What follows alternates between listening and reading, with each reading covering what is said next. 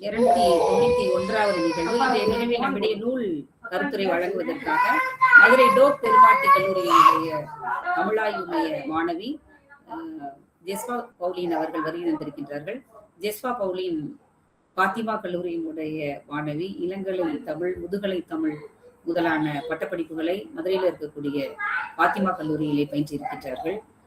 அதன் பின்னாக தற்பொழுது லேடிடோப் கல்லூரியில் பேராசிரியர் ஜெமிமா தேவப்பிரியா அவர்களினுடைய நெறியாளுகையின் கீழாக ஒரு நல்லதொரு தலைப்பை தேர்ந்து ஆய்வு செய்து வருகிறார்கள் என்றுதான் சொல்ல வேண்டும். சிறார் புதினங்களில் சிறார் சித்தரிப்புகள், ஒரு நல்ல 24 நாவல்களை எடுத்துட்டு அவங்க தொடர்ச்சியாக வாசித்து சிறார்களை குறித்த பதிவுகளை குறித்த ஒரு ஆய்வு என்பது இன்றைய சூழலில் மிகவும் முக்கியத்துவம் இருக்கிறது. குழந்தைகள்லாம் இன்னைக்கு பாதுகாக்கப்பட வேண்டியவர்கள். அவர்களுக்கான அந்த ஒரு அறிவுறுத்தல் சமூகம் சார்ந்தும் குடும்பம் சார்ந்தும் கல்வி சார்ந்தும் அறிவுறுத்தப்பட வேண்டிய நிலையிலே இருக்கிறார்கள். இன்னும் சிறப்பு குழந்தைகள் இவர்களையெல்லாம் கவனத்தில் கொள்ள வேண்டும் என்ற அடிப்படையிலே அவர்களுடைய ஆய்வு ஒரு நல்ல நிலையை நோக்கி செல்கிறது என்றுதான் சொல்ல வேண்டும். நல்ல நல்ல எழுத்தாளர்களை தேர்ந்து அவர்களுடைய ஆய்வு அந்த திறம் அப்படிங்கிறது ஒரு சிறப்பான நிலையில இயங்கிட்டு இருக்கதான் நான் உணர்றேன். நல்ல ஒரு நாட்டுப்புற கலைஞர் என்று சொல்ல வேண்டும். நிகழ்த்துக்கலையினுடைய ஒரு பெரிய அடையாளமாக ஜெஸ்பா பவுலின் அவர்கள் இருக்கிறார்கள். தொடர்ச்சியான வாசிப்பு அவர்களுடைய பேராசிரியர்கள் எல்லோருமே குறிப்பிட்டார்கள். ஜெஸ்பா பவுலின் 24 புதினங்களை கொடுத்தோம், குறுகிய காலத்திலே 17 நாவல்களை வாசித்து விட்டார் என்று சொன்னார்கள். தொடர்ச்சியாக நூல்களை, ஆய்வு நூல்கள் சார்ந்தும் படைப்பாக்க நூல்கள் சார்ந்தும் சமூக நூல்கள் சார்ந்தும் தொடர்ச்சியாக வாசிப்பது என்பது அவர்களுடைய சுய விருப்பமாக இருக்கிறது. அதற்கு மேலாக கவிதை கதைகளை நூலாக வெளியிடவில்லை என்றால் கூட கவிதைகளை படைப்பதிலும் சிறுகதைகளை எழுதுவதிலும் தனக்கு ஆர்வம் இருப்பதாக குறிப்பிட்டிருக்கிறார். ஒரு தளத்திலே நல்ல படைப்பாளர், மற்றொரு தளத்திலே நல்ல கல்வியாளர், இன்னொரு தளத்திலே ஆய்வாளர், இன்னொரு தளத்திலே கலைகளை நிகழ்த்தக்கூடிய நல்ல கலைஞர் என பன்முகத்துவம் வாய்ந்த ஒரு முனைவர் பட்ட ஆய்வாளர் இன்று நாம் அவைக்கு வருகை வந்திருக்கின்றார்.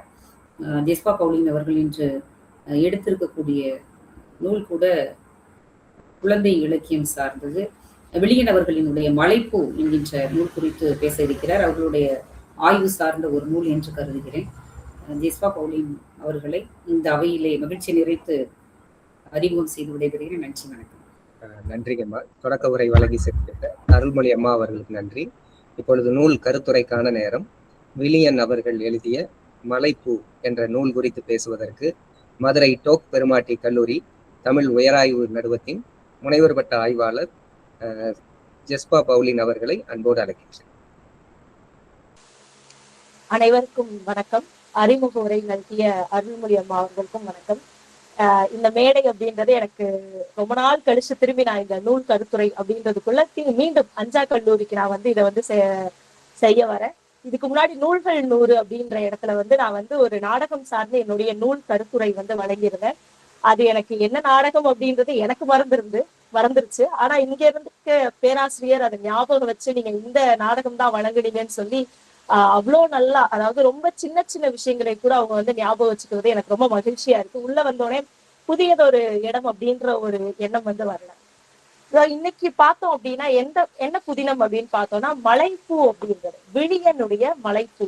விழியன் அப்படின்றவர் ஒரு சிறார் எழுத்தாளர், அவர் ஒரு பொறியியலாளர். அதுக்கப்புறம் இப்ப சிறாருக்காக அவர் முழுக்க முழுக்க எழுதிட்டு இருக்காரு. அவருடைய இயற்பெயர் உமாநாத் செல்வன் அப்படின்றதுதான் அவருடைய இயற்பெயரா இருக்கு. நான் பேசுறது எல்லாருக்கும் தெளிவா கேக்குதா? எதுவும் காத்தடிக்கிற சவுண்ட் அதிகமா எதுவும் இருக்கா? இல்ல, தெளிவா கேக்குது, மிக தெளிவா கேக்குது. அவருடைய இயற்பெயர் உமாநாத் செல்வன். இதுக்கு முன்னாடி அவர் 1650 முன்னொரு காலத்திலே அப்படின்ற ஒரு நூல் எழுதியிருக்காரு. கிச்சா பச்சா அப்படின்றது அவருடைய சிறார் இலக்கிய நூல். இது போக காரா பூந்தி, தேன் முட்டாய் அப்படின்னு சொல்லிட்டு நிறைய நூல்கள் அவர் எழுதியிருக்காரு. இதுல எனக்கு ரொம்ப இவரோட படைப்புகள்ல கொஞ்சம் மனம் கவர்ந்தது என்ன அப்படின்னா, நம்ம வரலாறு அப்படின்னு பார்த்தோம்னா ஒண்ணு நம்ம முன்னாடி ரொம்ப ரொம்ப பழைய வரலாற பேசுவோம், இல்ல அப்படின்னா நம்ம அண்மையில நடக்கிற ஒரு சமகால சிக்கலை நம்ம பேசும். இவர் இந்த 1650 முன்னொரு காலத்திலே அப்படின்ற ஒரு புதினத்துல ஜாலியன் வாலாபாக்ல நடந்த அந்த படுகொலையை அவர் பேசுறாரு. அதுவும் ஒரு சிறுமி அந்த கதையை சொல்லிக்கிட்டே அவ வந்து கொண்டு போறதா அவர் வந்து சொல்லியிருந்தது ரொம்பவே வந்து ஒரு அருமையான புதினமா இருந்தது. நம்மளுடைய குழந்தைகளுக்கு வந்து வரலாற்று சார்ந்த விஷயங்களை சொல்லும் போது, இல்ல நம்ம எப்படி சுதந்திரம் அடைந்தோம் அப்படின்ற விஷயங்களை சொல்லும் போது, இந்த மாதிரி புதினத்தை முன்வைத்து சொல்லும் போது அவங்களுக்கு புரிஞ்சுக்கிறதுக்கு இன்னும் எளிமையா இருக்கும் அப்படின்றத வந்து அவருடைய புதினம் வழி அவர் வந்து கொண்டு போய்கிட்டே இருக்காரு. அப்படி அவருடைய நூல் வரிசையில ஒண்ணுதான் மலைப்பூ அப்படின்றது. 1650 அந்த புதினம் தான் சிறந்த புதினம். அது மட்டும்தான் இல்ல, அவருடைய புதினங்கள்ல அவருடைய நூல்கள்ல நிறைய நூல்கள் வந்து ரொம்ப சிறந்ததா இருக்கு. அதுல இன்னொரு சிறந்த ஒரு பூ வந்து ஒரு நூல் பூ அப்படின்னு பார்த்தோம்னா இந்த மலைப்பூ அப்படின்னு சொல்லிட்டு நம்ம சொல்லலாம். இதுவும் அவருடைய ஒரு சிறார் நாவலாக இருக்கு. இதோடைய மைய கருத்து என்ன அப்படின்னு பார்த்தோம்னா, நம்ம சிறார் அப்படின்னு பார்க்கும்போதே அவங்க ரொம்ப மகிழ்ச்சியானவங்க, அவங்க சந்தோஷமா இருப்பாங்க, அவங்களுக்கு என்ன கவலை இருக்க போகுது, அவங்களுக்கு என்ன சிக்கல் இருக்க போகுது அப்படின்றது மட்டும்தான் நம்மளுடைய எண்ணமாக இருக்கும். ஆனா அவங்களுடைய இடத்துல நம்ம இருந்து பார்க்கும்போது அவங்க எதிர்கொள்ளக்கூடிய சிக்கல்கள் என்ன அப்படின்றது நம்மளுக்கு வந்து தெரியும். அப்படி பார்க்கும்போது இங்க இந்த மலைப்பூ அப்படின்றதோடைய கதாநாயகியா யார் இருக்கா அப்படின்னா லக்ஷ்மின்ற பெண் வந்து இருக்காங்க. இந்த லக்ஷ்மின்ற பெண் சிறார்னாலே நம்ம வந்து நம்மளுடைய மனநிலை என்னவாக இருக்கும் அப்படின்னா ஒரு கிராமத்தை சார்ந்த சிறார். அதையும் மீறி நம்ம யோசிச்சோம் இல்ல ரொம்ப சாதாரணமா இப்ப நம்ம ஒரு நகர வாழ்க்கையில இருக்கோம் அப்படின்னா, இல்ல ஒரு சாதாரணமா நம்ம வந்து ஒரு தாலுகா வாழ்க்கையில இருக்கோம், கிராம வாழ்க்கையோட நம்மளுடைய சிறார் பற்றிய எண்ணம் வந்து முடிஞ்சிடும். ஆனா இங்க விழியன் வந்து இதெல்லாம் தாண்டி ஒரு படி மேல வந்து எடுத்துட்டு போறாரு. எங்க கொண்டு போறாரு அப்படின்னா நம்ம வந்து உயரமான இடமான மலைக்கு கூட்டு போறாரு. மலையில வந்து சிறாருடைய கல்வி எப்படி இருக்கு, அவங்களுடைய சிக்கல் என்ன அப்படின்றத விழியன் வந்து அவருடைய புதினம் முழுக்க அவர் வந்து என்ன பண்றாரு அப்படின்னா பேசிக்கிட்டே இருக்காரு. ஒவ்வொரு இடத்துலயும் அவங்களுடைய சிக்கல் என்ன, அவங்களுக்கு எது பிரமிப்பா இருக்கு, இன்னைக்கு நம்மளுக்கு வந்து எதெல்லாம் வந்து அடிப்படை சாதாரணம், இதெல்லாம் ஒரு விஷயமா அப்படின்னு நினைக்கக்கூடிய ஒரு விஷயம் வந்து இன்னைக்கும் இவ்வளவு நவநாகரிகமா இருக்கக்கூடிய சூழ்நிலையிலும் அவங்களுக்கு வந்து இந்த சாதாரண இது ஒரு விஷயமான்னு சொல்லக்கூடிய இந்த விஷயங்கள் அவங்களுக்கு ஆச்சரியப்படக்கூடிய விஷயங்களா இருக்குன்றத இந்த சிறார் புதினத்துல அவர் வந்து என்ன பண்றாரு அப்படின்னா பதிவு செஞ்சுக்கிட்டே இருக்காரு. அப்படி பார்க்கும்போது என்னென்னலாம் அவருக்கு வந்து ஆச்சரியமா இருக்கு அந்த லக்ஷ்மிக்கு அப்படின்னும் போது, லக்ஷ்மி அப்படின்றவ வந்து மாஞ்சோலை அப்படின்ற ஒரு கிராமத்துல வந்து இருக்கக்கூடிய ஒரு ஒரு சிறுமி. அவ வந்து என்ன பண்றா அப்படின்னா அங்க இருந்து வந்து 5ஆம் வரைக்கும் என்ன பண்றா அப்படின்னா பனியூர்ன்ற ஊர்ல வந்து தன்னுடைய 5ஆம் வகுப்பு கல்வியை வந்து அவ வந்து நிறைவு செய்யறா. முடிஞ்ச பிறகு அவ அடுத்து எங்க போறா அப்படின்னா அதுக்கும் தாண்டி ஒரு இடத்துல வந்து இன்னும் பனியூர் மாஞ்சோலையில இருந்தே பனியூருக்கு அவ வந்து இறங்கணும். இறங்கி அவர் என்ன பண்ணணும் அப்படின்னா 5ஆம் வகுப்பு வரைக்கும் அவளுடைய கல்வியை வந்து கத்துக்கணும். அதுக்கப்புறம் பனியூர்ல இருந்து இன்னும் சமவெளிக்கு இறங்கிதான் அவன் என்ன பண்ண வேண்டியது இருக்கு, அவளுடைய 6ஆம் வகுப்பு கல்வியை வந்து மேற்கொள்ளக்கூடிய ஒரு சூழ்நிலை அவளுக்கு இருக்கு. அப்ப இன்னைக்கு நமக்கு வந்து இந்த கல்வி நிறுவனங்கள் அப்படின்னு பார்க்கும்போது எல்லா இடங்கள்லயும் நிறைய இடங்கள்ல இருக்கு. திரும்புற திசையெல்லாம் நம்மளுக்கு வந்து அங்கங்க ஒரு கல்வி நிறுவனம் இருக்கு. ஆனா இன்னும் அந்த மலை பகுதிகள்ல மலை கிராமங்கள்ல வந்து இந்த கல்வி அப்படின்றது வந்து மிகப்பெரிய ஒரு கேள்விக்குறியா இருக்கிறத அவர் ஆரம்பத்திலே என்ன பண்றாரு அப்படின்னா புள்ளி வச்சுட்டு போறாரு இந்த ஒரு விஷயத்த. ரெண்டாவது ரொம்ப அழகான விஷயம் என்ன அப்படின்னா அவர் சொல்றது வந்து அவ வந்து டெய்லியும் பயணம் செஞ்சுட்டே போறான். அவர் வந்து மாஞ்சோலையில இருந்து பனியூர் போறா, பனியூர்ல இருந்து மாஞ்சோலை இருந்து பனியூருக்கு அவ வந்து பேருந்துல போக மாட்டா, நடந்தே போவான். 5 மைல்கள் நடந்து போறா. நடந்து போயிட்டு பனியூர்ல இருந்து தான் அவ ஒரே ஒரு பேருந்து இருக்கு. அதுவும் வந்து என்ன சொல்றாங்க அப்படின்னா அந்த கண்டக்டர் வந்து ரொம்ப கடுமையா இருப்பாரு. 5 நிமிஷம் கூட என்ன பண்ண மாட்டாரு அப்படின்னா நிக்க மாட்டாரு, வருவாரு, விசில் அடிப்பாரு, கிளம்பிடுவாரு அப்படின்றது. திரும்பி அந்த பேருந்து விட்டு அவளுக்கு அடுத்த பேருந்து வர்றதுக்கு பல மணி நேரங்கள் ஆகும். அப்படி இருக்க பேருந்தை வந்து அவர் வந்து அவ பிடிச்சு என்ன பண்றா அப்படின்னா தன்னுடைய 6ஆம் வகுப்பு பயில்வதற்காக சமவெளிக்கு வந்து அவ இறங்குறான். அப்படி இறங்கும் போது என்ன அப்படின்னா அவளுக்கு வந்து அந்த மலைகள்ல வந்து இப்படி வளைவா போகக்கூடிய அந்த ஹார்பின் பென்ஸ் மாதிரி அங்க வந்து என்ன அவ மலைகள்ல இருந்து இறங்கி சமவெளிக்கு போற வழியில அவளுடைய மனம் எப்படி இருக்கும் அப்படின்னா ஓடு கத்தணும். ஏன்னா அவளும் குழந்தை தானே, ஒரு 6ஆம் வகுப்பு மாணவிக்கு வந்து மனசு எப்படி இருக்கும், இந்த மாதிரிலாம் பார்த்தா கத்தணும் அப்படின்னு தோணும். சோ அவளுக்கு வந்து கத்தணும் அப்படின்ற ஒரு எண்ணம் வருது. ஆனா என்ன ஆகுது அப்படின்னா பக்கத்துல இருக்க ஊர்க்காரங்களா என்ன நினைப்பாங்களோ அப்படின்ற ஒரு பயத்துல என்ன பண்றா அப்படின்னா தன்னுடைய குழந்தைத்தனத்தை வந்து அவ வந்து அடக்கி வச்சுக்கிறான். அப்ப அங்க வந்து என்ன அப்படின்னா ஒரு உளவியல் ரீதியாக பார்த்தோம் அப்படின்னா அந்த ஊர்ல ஒரு கட்டுப்பாடு அப்படின்றது வந்து சிறு வயதுல இருந்தே அவங்களுக்கே அறியாம அந்த சிறாருக்கே அறியாம என்ன பண்ணப்படுது அப்படின்னா அவங்களுக்குள்ள வந்து வளர்க்கப்படுது அப்படின்ற ஒரு விஷயத்த இங்க வந்து விழியன் வந்து பேசுறாரு. இதுக்கப்புறம் என்ன அப்படின்னா இவ வந்து 6ஆம் வகுப்பு பள்ளிக்கு போறா. அங்க பள்ளி அப்படின்னு போகும்போது அங்க இருக்க சூழ்நிலை எல்லாமே அவளுக்கு வந்து சாதகமா இருக்கா அப்படின்னு பார்த்தா இல்ல அப்படின்ற ஒரு விஷயத்தையும் ஆசிரியர் இங்க பதிவு பண்றாரு. அவளுக்கு இருக்கக்கூடிய முத்துக்குமாரி டீச்சர் அவங்கதான் என்ன பண்றாங்க அப்படின்னா சில மாணவிகளை வந்து தேர்ந்தெடுத்து தேசிய அளவிலான அறிவியல் நிகழ்ச்சிக்கு வந்து அனுப்பி வைக்கிறாங்க இந்த அரசு பள்ளி மாணவர்களை. அப்படி அனுப்பி வைக்கும் போது என்ன அப்படின்னா அதுல ஒருத்தியா லக்ஷ்மியும் அவளுடைய நண்பியான கோமதியும் வந்து 2 பேருமே இருக்காங்க. இவங்க 2 பேருமே என்ன பண்றாங்க அப்படின்னா அந்த அந்த குழுவுல வந்து இருக்காங்க. இவங்க அது சார்ந்து நிறைய வந்து பனைமரங்கள் சார்ந்து பனைமரங்களை அவங்களுடைய ஆய்வு கருத்தா வந்து அவங்க வந்து எடுத்துக்கிட்டு ஆய்வு கருவா எடுத்துக்கிட்டு அவங்க என்ன பண்றாங்க அப்படின்னா அதை நோக்கி அவங்க வந்து பயணம் பண்ணிக்கிட்டே இருக்காங்க. இப்படி பயணம் பண்ணும்போது என்ன அப்படின்னா அவங்களுடைய தலைமை ஆசிரியருக்கு ஒரு என்ன ஒரு மனப்போக்கு வந்து அவங்களுக்கு வந்து இருக்கு அப்படின்னு பார்த்தோம்னா அவங்க என்ன சொல்றாங்க அப்படின்னா அதாவது வெளிப்படையாக அவங்க வந்து சொல்லல அப்படின்னாலும் இந்த மாதிரி பிள்ளைங்க நீங்க ஏன் எடுக்கிறீங்க அப்படின்ற மாதிரியான ஒரு கேள்வி இருக்கு. இதை வேணுட்டமா பார்க்கும்போது ஏன் இப்படிப்பட்ட மனப்போக்கு வந்து இங்க இந்த தலைமை ஆசிரியர்கிட்ட வந்து ஆசிரியர் கொடுத்திருக்காரு அப்படின்னு பின்னாடி பார்த்தோம் அப்படின்னா இந்த மலை கிராமங்கள்ல இருக்கக்கூடிய சிறுமிகள் யாருமே என்ன அப்படின்னா 5ஆம் வகுப்புக்கு மேல வந்து அவங்க என்ன பண்ண வர்றதில்லை அப்படின்னா படிக்க வர்றதே இல்லை. ஒரு இடத்துல ஆசிரியர் வந்து ரொம்ப அழகா வந்து சொல்லியிருப்பாரு. அவளுடைய அம்மா அதாவது லக்ஷ்மியுடைய அம்மாவுக்கு வந்து நிறைய படிக்கணும் அப்படின்ற கனவு இருக்கும். ஆனா அவளுடைய அண்ணன் வந்து என்ன பண்ணிடுவாங்க அப்படின்னா படிக்க கூடாது, நீ படிச்சது போதும் அப்படின்னு சொல்லிட்டு என்ன பண்ணிடுவாங்க அப்படின்னா அவங்க அம்மாவை வந்து படிக்க விடாம 5ஆம் வகுப்போடய நிறுத்திடுவாங்க. அப்ப வந்து என்ன சொல்லுவாங்க அந்த ஆசிரியர் வந்து அங்க என்ன சொல்லுவாரு அப்படின்னா அவங்க பரம்பரையிலேயே வந்து அதிகம் படித்தவள் வந்து லக்ஷ்மி தான். 7ஆம் வகுப்பு வந்து 6ஆம் வகுப்பு முடிச்சு இப்ப 7ஆம் வகுப்பு படிச்சுக்கிட்டு இருக்கா அப்படின்ற மாதிரி அவர் வந்து அங்க பதிவு செய்வாரு. அப்ப இந்த தலைமை ஆசிரியருக்கும் என்ன அப்படின்னா இங்க பிள்ளைங்க வந்து என்ன பண்ண மாட்டாங்க அப்படின்னா அவங்களுடைய கல்வியை வந்து தொடர மாட்டாங்க. இவங்களுக்கே நீங்க இவ்வளவு வந்து நீங்க வந்து நிறைய உழைப்பு போடுறீங்க அப்படின்ற மாதிரி அந்த முத்துக்குமாரி டீச்சரை வந்து கேட்பாங்க. அப்படியும் அந்த முத்துக்குமாரி டீச்சர் வந்து விடாம நிறைய அந்த குழந்தைகளுக்காக வந்து ஆய்வு கருத்தை வந்து நிறைய சொல்லிட்டே இருப்பாங்க. எப்படி ஒரு ஆய்வு மேற்கொள்ளணும், எப்படி நம்ம வந்து தரவுகள் திரட்டணும், எப்படி நம்ம எழுதணும், இது எல்லாத்தையுமே அந்த மாணவர்களுக்கு வந்து கற்றுக் கொடுத்துட்டே இருப்பாங்க. சரி, ஒரு பக்கம் வந்து இந்த மாதிரி கல்வி வந்து அவங்க வந்து கல்வி சார்ந்து கற்றுக் கொடுத்துட்டே இருந்தாலும் இன்னொரு புறம் அவங்க என்ன பண்றாங்க அப்படின்னா ஒரு நாள் வந்து லக்ஷ்மி வந்து அந்த முத்துக்குமாரி டீச்சருடைய வீட்டில் தங்கக்கூடிய ஒரு சூழல் வரும். அப்ப அதை வந்து அவ எப்படி சொல்றா அப்படின்னா நான் என்னுடைய இத்தனை வயசுல வந்து தடவை நான் என்ன பண்றேன் அப்படின்னா மலையில இருந்து இறங்கி நான் இங்க வந்து தங்குறேன் அப்படின்ற ஒரு விஷயத்த பதிவு செய்வான். இதை விட ரொம்ப ஆழமான கருத்து என்ன அப்படின்னா அவளுக்கு நைட்டு தூக்கம் வராது. முத்துக்குமாரி டீச்சர் வந்து கேட்பாங்க ஏன் நீ தூங்க மாட்டுற, என்ன யோசிச்சுட்டு இருக்க அப்படின்னோடனே தடவையா நான் இந்த ஃபேனுக்கு கீழே தூங்குறேன். நான் வந்து நம்மளுடைய பள்ளியில தலைமை ஆசிரியருடைய அறையில இந்த காத்தாடியை நான் வந்து பார்த்திருக்கேன். அதுக்கப்புறம் நான் இப்பதான் எனக்கு மேல இந்த காத்தாடி சுத்தி நான் இங்க தூங்க போறேன்னு நினைச்சா எனக்கு தூக்கமே வரல அப்படின்னு சொல்லுவான். 2வது மிக ஆச்சரியமான விஷயத்த அவ வந்து அங்க என்ன பாப்பா அப்படின்னா அங்க கழிவறை வந்து பாப்பா.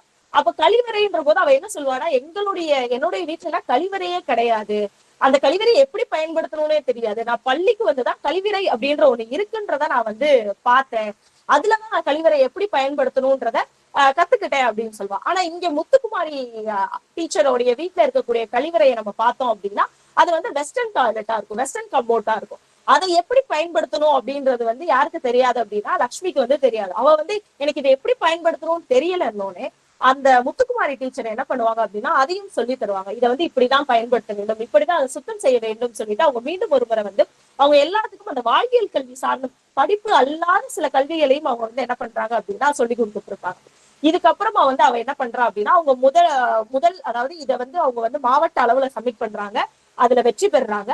அதுக்கப்புறம் இவங்க வந்து சென்னை போகணும் அப்படின்ற ஒரு சூழ்நிலை ஏற்படுது. அதுல வந்து லக்ஷ்மியும் கலந்துக்கிறா. லக்ஷ்மியும் வந்து சென்னை போறா. சென்னை போயிட்டு அவன் என்ன பண்றா அப்படின்னா அங்க போய் நிறைய மாணவர்களை சந்திக்கிறான்.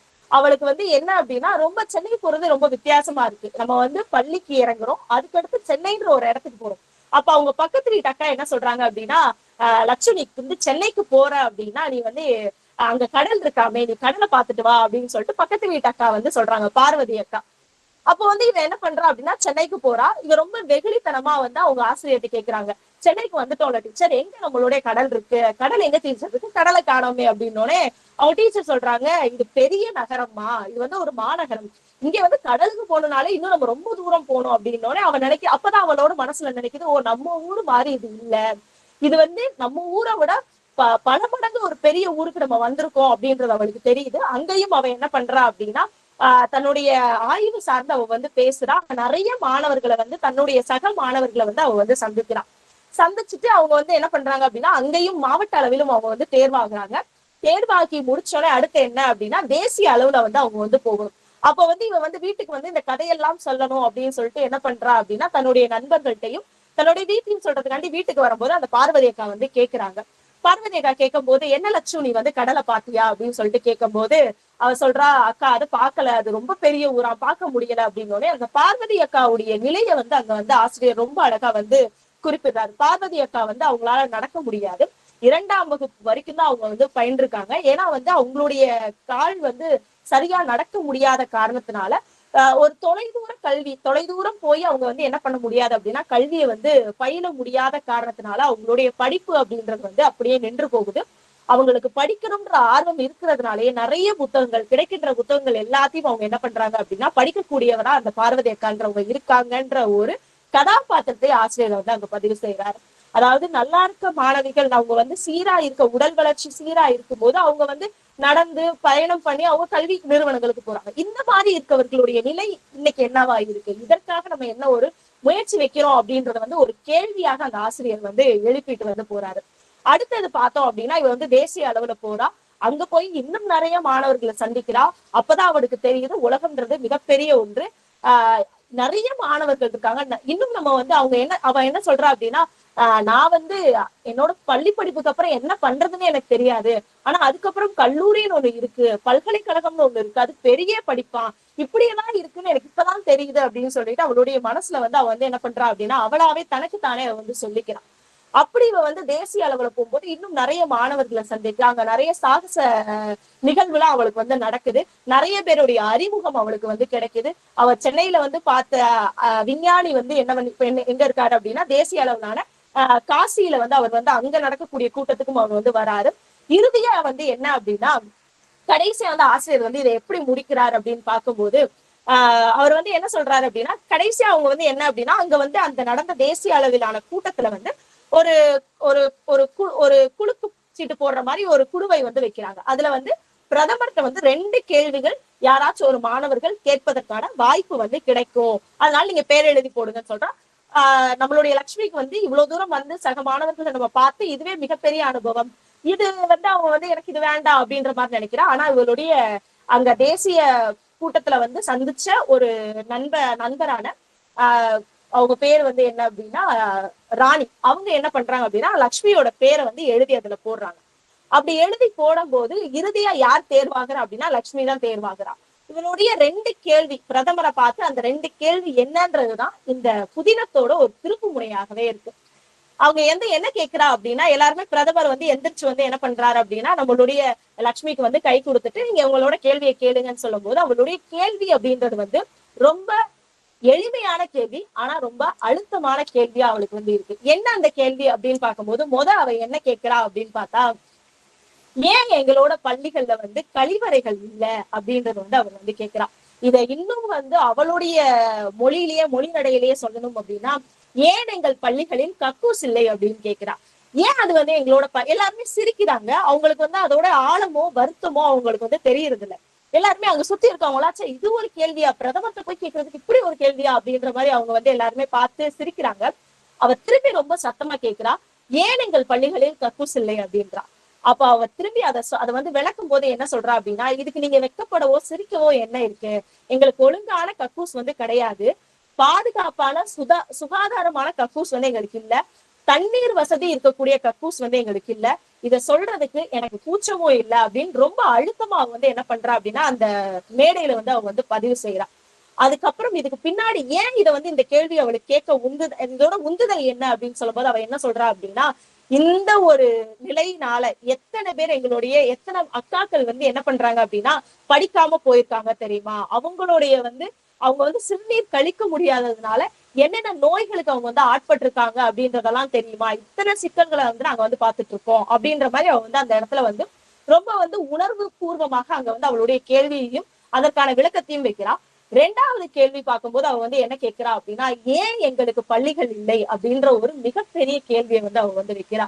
ஏன் எங்களுக்கு பள்ளிகள் இல்லை, நாங்க பள்ளிக்கு போனோம் அப்படின்னா மலையில இருந்து 5 கிலோமீட்டர் நடந்து அதுக்கப்புறம் ஒரு பேருந்தை பிடிச்சு நாங்க சமவெளிக்கு வந்து எங்களுடைய கல்வியை வந்து நாங்க தொடரணும், என்ன மாதிரி இல்லாத சக மாணவிகள் வேற ஏதாச்சும் ஒரு பாதிப்பு இருக்கக்கூடிய மாணவிகள் எப்படி இப்படி வந்து படிப்பாங்க, ஏன் எங்க ஊர்ல கல்வி வந்து இல்ல, ஏன் எங்களோட ஊர்ல கல்வி இல்லாம போனதுக்கான காரணம் என்ன அப்படின்ற ஒரு கேள்வியை வந்து அவ என்ன பண்றா அப்படின்னா மேடையில ரொம்ப தைரியமா வைக்கிறா. அப்படி வைக்கும் போது ஒரே அமைதி நிலவுது. இவளுடைய 2 கேள்விகளுக்கு பின்னாடி இருக்கக்கூடிய வருத்தமும் அதுக்கு வந்து அவ என்னென்ன இவளுடைய சக மாணவர்கள் என்னென்ன இடர்பாடுகளை சந்திக்கிறாங்க அப்படின்ற விஷயமும் வந்து என்ன பண்ணப்படுது அப்படின்னா அந்த கூட்டத்திற்கு நடுவுல வந்து உணர்த்தப்படுது அப்படின்ற ஒரு செய்தியை வந்து இங்க ஆசிரியர் ரொம்ப அழகா சொல்லிட்டு போறாரு. சொல்லி முடிச்சோன்னே என்ன அப்படின்னா அங்க இருந்து ஒரு பையன் வந்து எந்திரிச்சு கை தட்டுறான். அந்த அரங்கமே முழுக்க முழுக்க என்ன பண்ண ஆரம்பிக்குது அப்படின்னா கை தட்ட ஆரம்பிக்குது.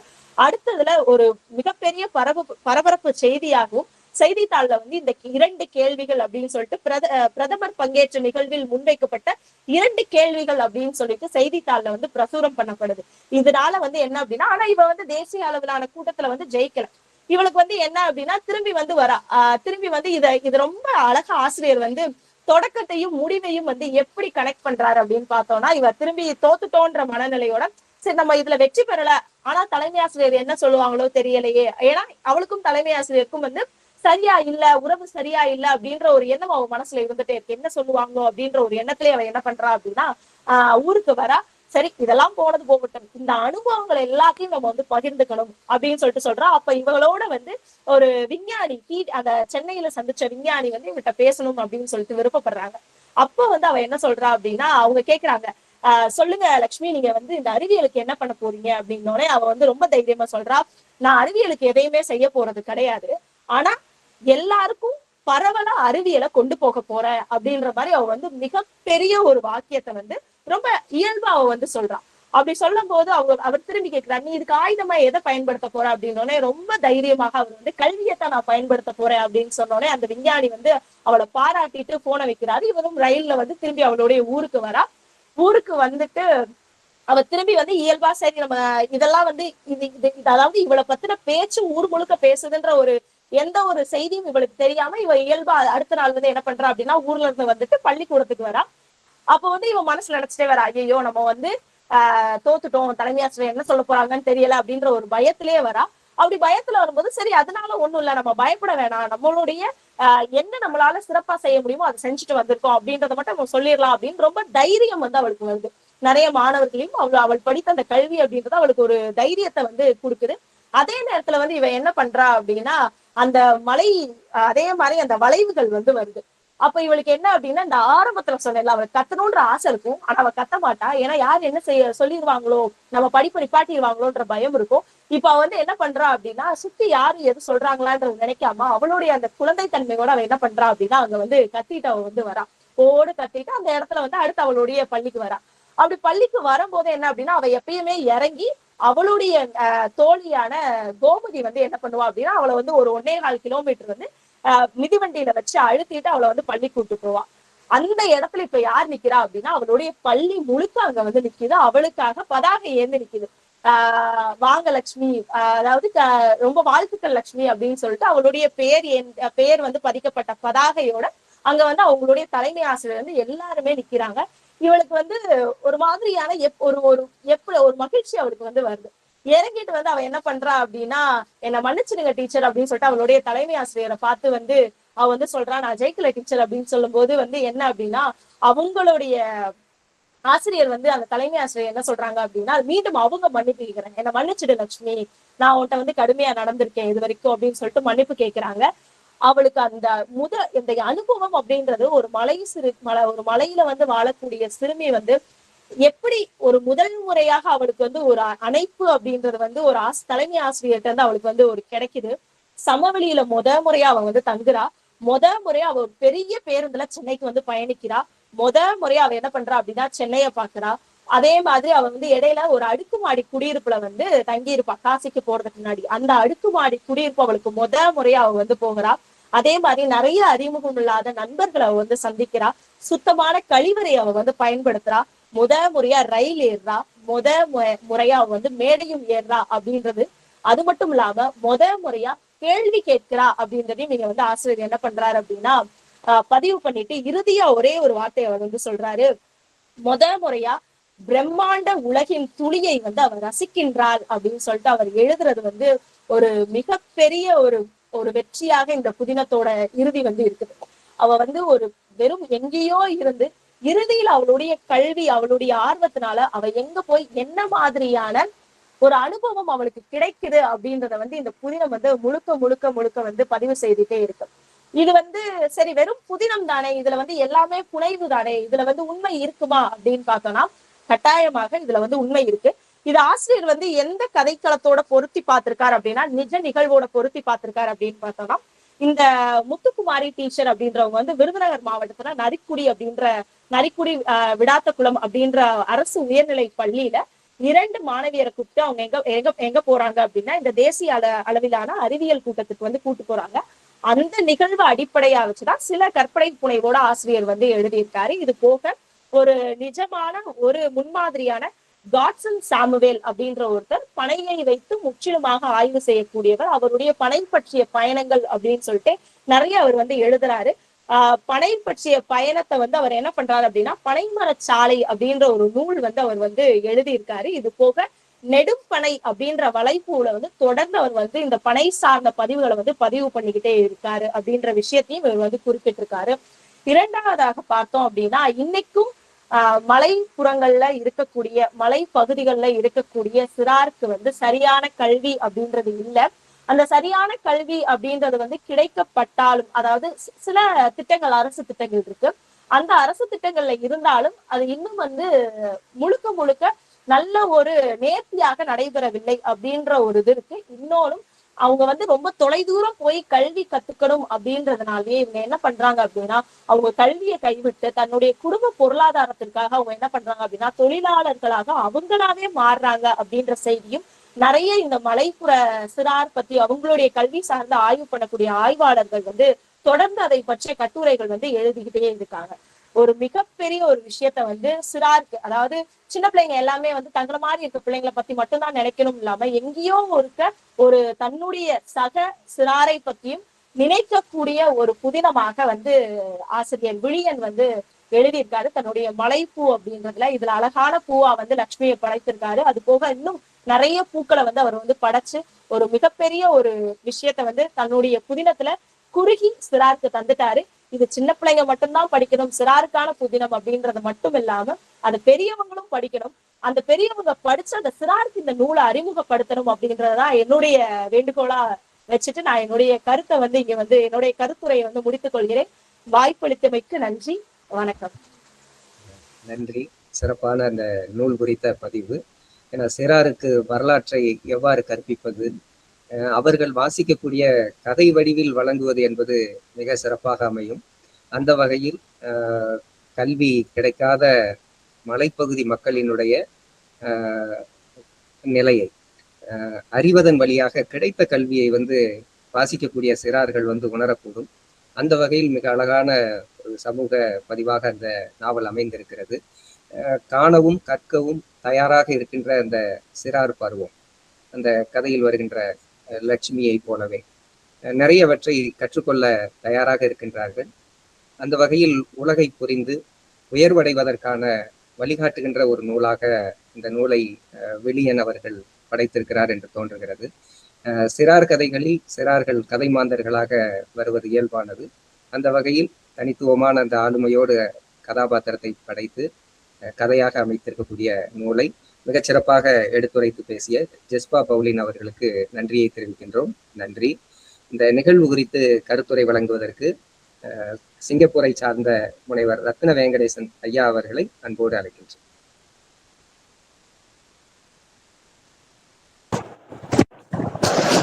அனைவருக்கும் வணக்கம். ஒரு மழை பெய்ந்து ஓய்ந்தது போல சரளமான ஒரு பேச்சு நடையோடு ஒரு கதை சொல்லியாக மாறி ரொம்ப அழகா சொல்லி முடிச்சிருக்கிறாங்க ஜெஸ்பா பவுலின் அவர்கள். உண்மையிலேயே இந்த கதை விழியன் எழுதியது மலைவாழ் மக்களை உலகறிய செய்ய வேண்டும் என்பதும் அவர்களுக்கு எந்த விதமான அறிவியல் பூர்வமான செய்திகள் கிடைக்கவில்லை, அதனால் அவர்கள் தவிக்கிறார்கள் என்பதை உணர்த்த வேண்டும் இந்த சமுதாயத்துக்கு என்பதற்கான மையக்கருவாக வைத்துக்கொண்டு ஒரு சின்ன அந்த முத்துலட்சுமி அவங்களுடைய செய்தியை வைத்துக்கொண்டு அவர் விவரித்து எழுதினதாக இந்த நூல் அமைத்திருக்கிறது. உண்மையிலே லட்சுமி கதாபாத்திரம் போல பல பிள்ளைகள் இன்றும் மேற்கு தொடர்ச்சி மலையில் இருக்கின்ற பல குக்கிராமங்கள்ல இன்றளவும் அவர்களுக்கு கிடைக்காமல், கல்வியை கிடைக்காமலும், கல்வி வேண்டும் என்று நினைக்கின்ற பொழுது அதை பெற முடியாமலும், அதற்காக வெகு தூரம் நடந்து செல்ல வேண்டும் என்கின்ற அவல நிலை இருப்பதையும் இன்று காண முடிகிறது. அந்த செய்தியெல்லாம் உலகறிய செய்ய வேண்டும் என்பது விழியனுடைய எண்ணம்.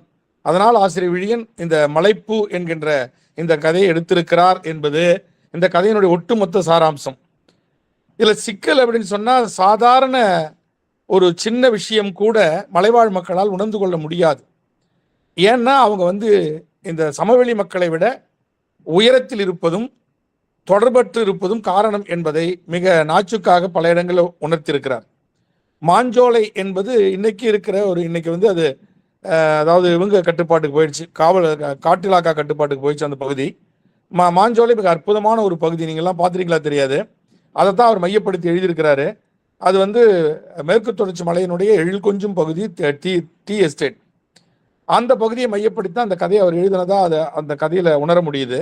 சிறுமி லட்சுமி பணியூர்ல 5ஆம் வகுப்பு வரைக்கும் படிச்சு பிறகு சமவெளியை நோக்கி அங்க பேருந்து பிடித்து படிக்கிறதும், படிக்கின்ற பொழுது அவளுக்கு ஒரு வாய்ப்பு கிடைக்கிறதும், அந்த வாய்ப்பு அவ அறிவியல் கருத்தரங்கத்துக்கு செல்வதும், அந்த அறிவியல் கருத்தரங்கத்துக்கு அனுப்ப விருப்பம் இல்லாம தலைமை ஆசிரியர் அனுப்புறதும், ஆனா அவளை அனுப்பணும்னு சொல்லி அவருடைய ஆசிரியர் மிக முக்கியமான பொறுப்பெடுத்துக்கொண்டு அனுப்புவதும், இதெல்லாம் உண்மையிலேயே இன்றைக்கு பள்ளிக்கூடங்களில் நடக்கின்ற சின்ன சின்ன விஷயங்களை மிக அழகாக ஒரு கதை வடிவு கொண்டு தந்தது ஆசிரியர் விழியனுடைய மிகப்பெரிய சிறப்பு. அதை நமக்கு கதையாக சொன்ன பவுலின் அவர்களுக்கு ரொம்ப பாராட்டுகளை தெரிவிக்கணும்.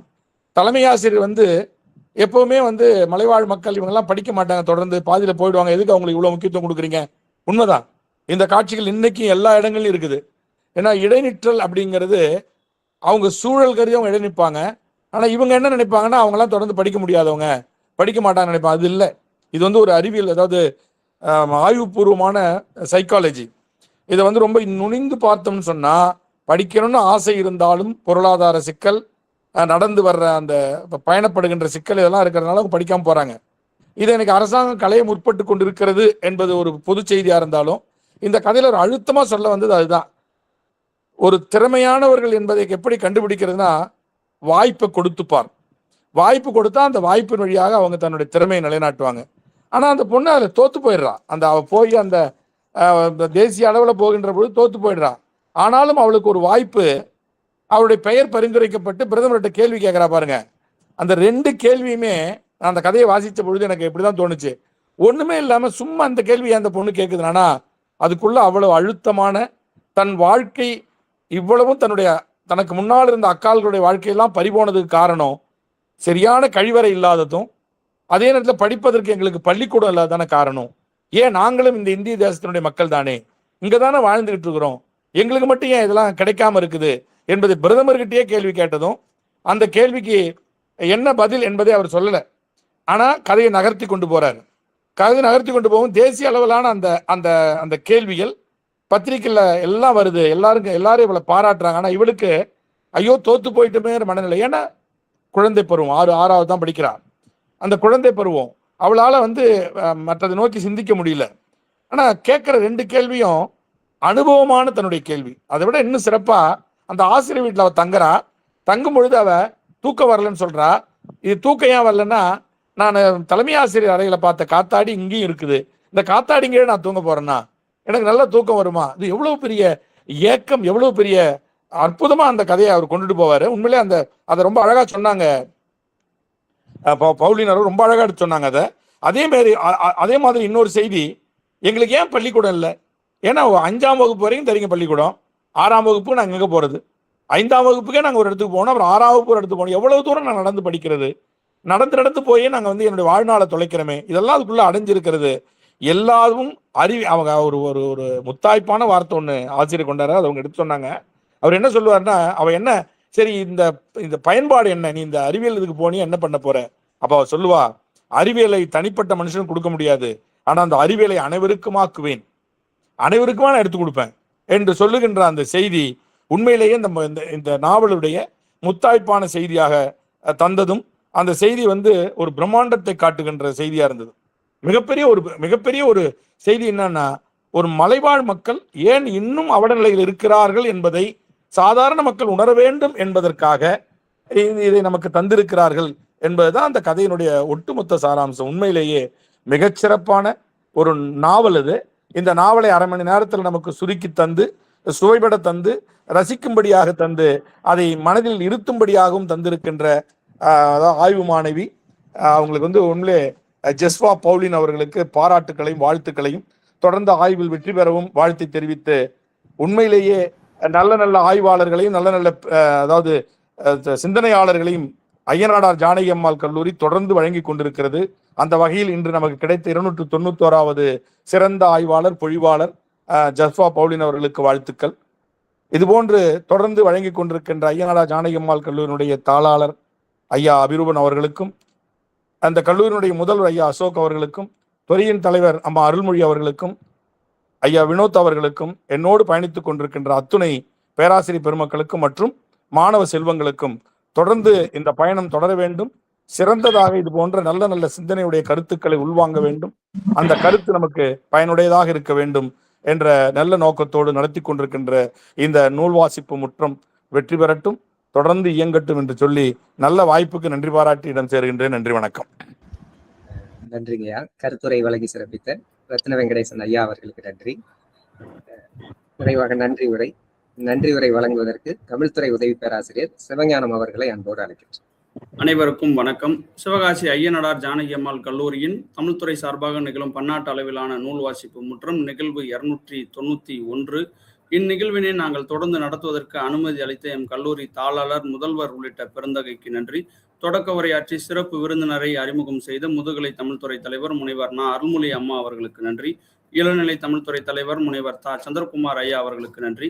இன்றைய நூல் கருத்துரையாளராக நம்முடைய மதுரை டோக் பெருமாட்டி கல்லூரி தமிழ் உயராய்வு நடுவம் முனைவர் பட்ட ஆய்வாளர் செல்வி ஜெஸ்வா பவுலின் அவர்கள் வில்லியன் எழுதிய மலைப்பூ என்னும் நூல் குறித்து சிறப்புரையாற்றினார். ஆசிரியர் குறிப்போடு தொடங்கியமை, சிறார் இலக்கிய எழுத்தாளராக ஆசிரியரை இனங்காட்டியமை, சிறாருக்கான நாவலாக மலைப்பூவினை கருதியமை, கதாநாயகியாக வலம் வரும் லட்சுமி, மாஞ்சோலையிலிருந்து பணியூர் நோக்கி கல்விக்காக நடந்து செல்லுதல், மலைப்பாதையில் கத்துவதற்கு அஞ்சும் சூழல், 6ஆம் வகுப்பிற்காக சமவெளிக்கு வருதல், ஆய்வு கருவாக பனை மரத்தை தேர்வு செய்யும் லட்சுமி கோமதி, தலைமை ஆசிரியரின் மனப்போக்கினை காட்சிப்படுத்தும் திறம், தொடர்ந்து ஆய்வுக்கான நெறிமுறைகளை கற்றுக் கொடுக்கும் முத்துக்குமாரி ஆசிரியை, முதலாக காற்றாடிக்கு கீழ் தூங்கும் சூழல், வாழ்வியல் சார் கல்விகளை போதிக்கும் தருணம், சென்னை நோக்கி பயணப்படும் லட்சுமி, மாவட்ட அளவில் தேர்வாகுதல், தொலைதூர கல்வி பெற முடியாத கதாபாத்திரமாக பார்வதி அக்காவின் பாத்திர படைப்பு, தேசிய அளவிலான கூட்டத்தில் பங்கேற்றல், இறுதியில் தேர்வாகும் லட்சுமி, பிரதமரிடம் கேட்கும் 2 வினாக்கள், எங்களுடைய பள்ளியில் ஏன் கழிவறை இல்லை, ஏன் எங்கள் ஊரில் பள்ளி இல்லை என்று வினா எழுப்பிய தருணம்,